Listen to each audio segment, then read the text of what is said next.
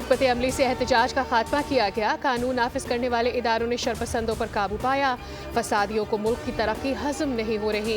एहतजाज से मईशत को बहुत नुकसान पहुंचा। अवाम को भी मुश्किलात का सामना करना पड़ा।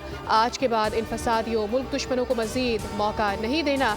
वज़ीर आज़म या शहबाज शरीफ का वफाकी काबीना से खिताब।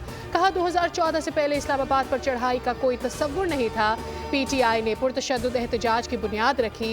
हर अहम मौके पर पुरतशद्दुद एहतजाज किया जाता है। गुज़श्ता रोज़ फसादियों की वजह से एक ही दिन में स्टॉक मार्केट ने गौता खाया और 3000 पॉइंट्स नीचे आ गई। आज फिर 99,000 पॉइंट्स पर चली गई।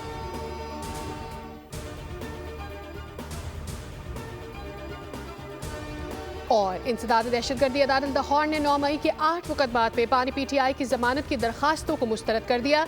इंसदाद दहशतगर्दी अदालत के एडमिन जज मंजर अली गुल ने महफूज फैसला सुना दिया। अदालत ने फरीकैन के वकला के दलाइल मुकम्मल होने पर फैसला आज ही महफूज किया था।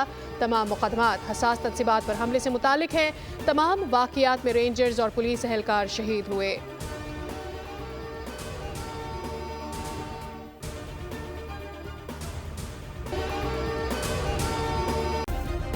सब्सक्राइब करें और बेल दबाएं ताकि कोई खबर रह न जाए।